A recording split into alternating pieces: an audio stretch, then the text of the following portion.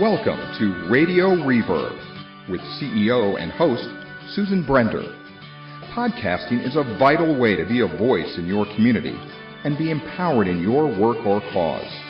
Join Susan Brender as she teaches the art of podcasting to adults and youth from all walks of life all across the globe.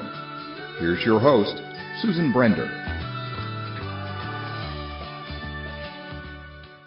Today I have a very interesting guest, and his name is Joshua Meyrowitz.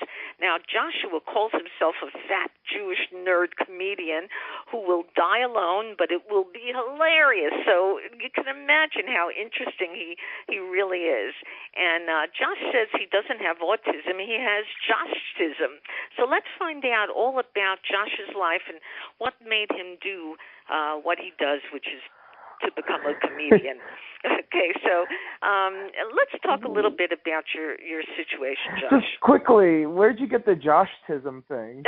I found it on your Facebook page because when I saw it, I said, that is hilarious, Joshism.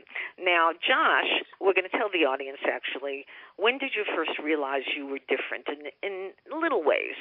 And how did it affect your family relationships? I don't know if I ever noticed I was different. Certainly, when I hit teenage years, the combination of both being in puberty and autism really rung my bell, to say the least.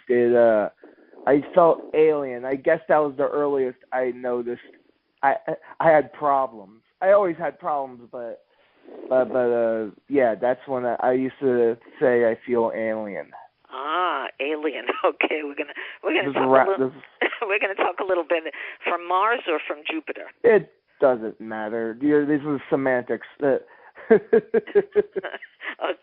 Now, as a child, did you find it hard to make friends with other children, or were you not really interested in that? I didn't necessarily notice. I certainly am the same I was then. I think a bit of a people pleaser, not in a bad or a good way. I just, wanted people to make people happy because it made me happy, and trying to find friends was always, I guess, inherent to how I acted, but I didn't actively try.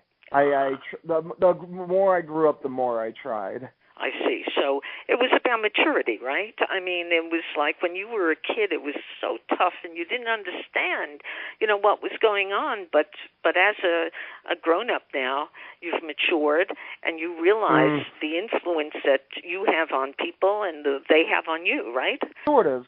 I've only relatively matured.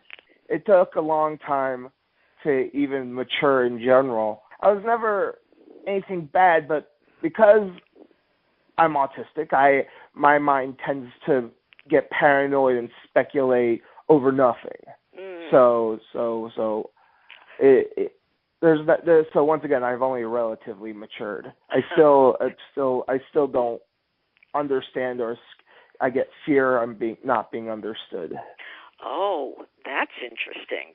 Now, have you had experiences that has proven you right about that? More. Yeah. Let's go with yes. Yeah. So people, the friends that you've made are now comedians themselves, but they seem to understand what you're going through, and they seem to like you and want to nurture you in many ways. Is that right? Right. Let's put it into perspective. First, let's see. I got into stand-up when I am 33 this month. I got into it when I was 25 or 26. I've been doing stand-up for 25. I'm sorry, my math is wrong. I've been doing stand-up for 8 years. Before stand-up, I had no social life, none. I stayed in my room, and that's it. I barely had any friends. I had 2 or 3, and that's even if they were around and not busy. Again, the stand-up. Yeah, excuse me for interrupting, but were you bullied? Interesting situation when I was in school. I was never really bullied in school by the other students. I was more bullied, and this is particularly in middle school, than any other school, was when I was bullied by the teacher. Yeah, I had an interesting childhood. Yeah. Now, I just want to continue I hope I'm not being rude. I just want to continue my point that I get into stand-up, and it's the first time I've ever had a social life. I feel accepted. I feel more so understood. There's somebody said this, and I like to repeat it. Everybody in stand-up's autistic or worse. They just haven't been diagnosed, except for me. Are you just saying that it's only you who's been diagnosed with autism, but really these comedians have it? I mean, we're so? all autistic or worse. I mean, it isn't just like comedy is a hyperbole. It's an exaggeration. Everybody's got problems, more or less. You have to kind of come from, and excuse my language, a fucked up mindset in order to do stand-up. Like, we're not bad people or anything like that. It's just something in our head just turns the wrong and turns the right way.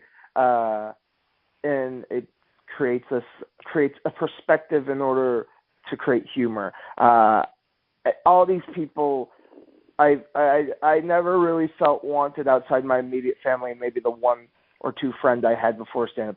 Now I have people who call upon me. It was always me who was trying to call upon others to hang out. Now people hit me up too. It's an even keel. Interesting. Now, Josh, I want you to give our audience your funny self. Could you tell us a joke, or could you give us a little sense of what you do on the stage? Yes. I am a fat Jewish autistic nerd who will die alone, and it will be hilarious. So more. Yes, I'm going to do a joke for you. Yes. Okay. I'm trying to think of something to use. All right, this joke's a little racy, but it's comedy's the first time I've ever had a social life. First time I've ever allegedly been good at something. I've never had this many friends in my life. It's like a nice melting pot of people of different races, sexes, creeds. I have Asian friends and Asian friends who are gay. I have Latin friends and Latin friends who are gay. I have black friends and black friends who are on the down low. What's that joke? Down probably went low? over your What's head. The down low? It means it's something in black culture where they're gay, but they won't talk about it. And it's called the down. They won't admit it. They won't. I don't understand completely. I'm a white man, and I have no right to say I understand. So. Okay. Well, for those black people who are part of our audience, this is Josh's humor, but he loves you as much as he loves everybody else. Now, yes, Josh, there's no racism. Just to clarify, yes, there is no racism. It's merely a joke. Okay. So. Oh wow, I'm really proving myself to be funny, huh? Well, I never said I was. I think you are funny. I'm listening to you now. How long did it take you to find out that stand-up comedy was your passion? I think until like a year before I started, like a year or two. It always had been around, but I never felt self-pushed. And then around 2-3 years before I got into stand-up, I finally found myself listening to this comedian, Patton Oswalt, a very good comedian, and it inspired me. I enjoyed his stand-up so much, I finally said to myself, you know what, I want to try stand-up, and I went to an open mic, and I sucked just like anyone else, but it changed my life. For someone like me, being on stage, for most people, they get anxious, nervous. For me, it's the one place in my life I don't get anxious. Interesting. So who yes, would the my dad is very supportive. He's always saying to me, Joshua, you're a comedian. You're more like a vampire. You sleep all day. Yeah, and then you go out at night and suck. So where are you going from here?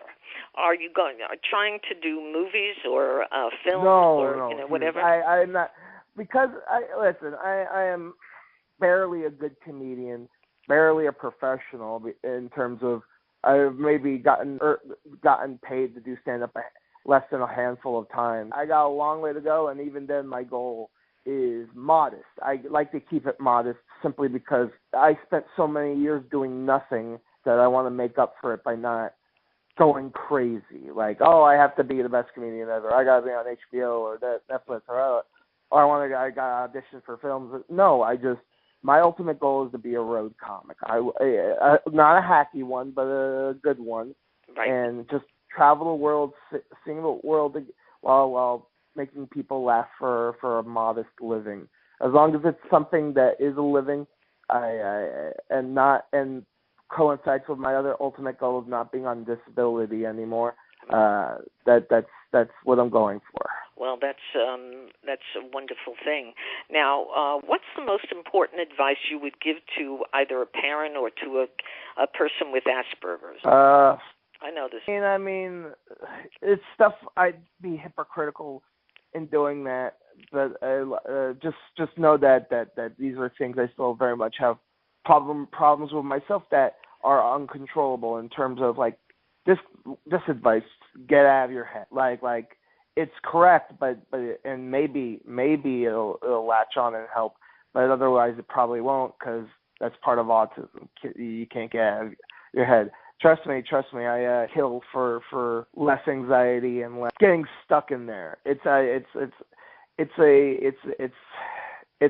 quite a ride. Anyways, any advice I give to parents of autistic children, just be there for your kid no matter what. I know that goes without saying, but also be wary and careful in their teenage years, because once again, the combination of puberty and Asperger's or any, God forbid, more classic form of autism, you're going to have a really tough time. I'm not to sound pretentious or anything like that or bad. I'm the high functioning of even the high functioning, and I had an extremely difficult time. I see. Well, but it's an individual process too. So when you say it's an individual process, meaning we're all different. We're all human beings. We're all different. I'm an individualist, I guess you could say, a humanist. A humanist. Give me your definition of a humanist. Believe and support people as long as this is more also a little bit more my personal definition. Believe and support other human beings as long as they do not hurt or take advantage of others. For instance, I don't see women as women. I see them as human beings, and they deserve equal treatment. The same thing for people in the LGBTQ community or anyone. If you're a human and you're a good you're a generally good human being, you deserve equal, proper treatment. That's right. That's a great choice. Statement. And choice. And I think that is a fabulous statement. My guest today has been Joshua Meyrowitz, who has Asperger's, but boy, is he somebody to kind of create an inspiration for other people with this disease. And finally, he's learned to be a wonderful comedian. So let's before we end the show, Josh, I'd like you to kind of think again of something that we can end the show on, something funny, if you can. Something really that people will realize. Now you're making me feel insecure. Like something funny, as if you were funny before. No. I could talk about my parents more. They're always a good go-to, because stand-up's the first time I've ever been good at something. My parents and my doctor have never been more happy for me. Right. My doctor's like 10 pills a day and the dick joke, whatever works. Okay. My mom's like, Joshua, you're going to be the next Adam Sandler. You're going to be on Saturday Night Live. I just know it. Look at you. You have a cookie face. You're my Pookie with the Mookie. Your brother and sister moved out, but you still live with us. The doctor always said when you were born, I get to keep one. That's verbatim. Pretty good. So thank you so very, very much, Josh Meyrowitz, for being on the Susan Brender Show. And perhaps you would like to do it again. We'd be happy to have you. So, Sure. And one of the other things that we'd like to do is maybe we'll have you interview somebody. I am on that note. I guess I should promote it. It's nothing that's even out yet. So I'm working on a sort of internet podcast, sort of live video TV show type of deal. Nothing. It's even though I say that last term, It's nothing big like that. It's since I'm autistic, I personally can't lie. I have no filter or really any tact. And as an adult, I hate lying. So I have this new thing that I'm working on called Joshua Meyrowitz Can't Lie. And it's basically people can ask me questions. And because it's the same how I am off stage, I won't answer anything. I'd rather be understood than not understood at all. That's wonderful. Thank you, Josh. My pleasure.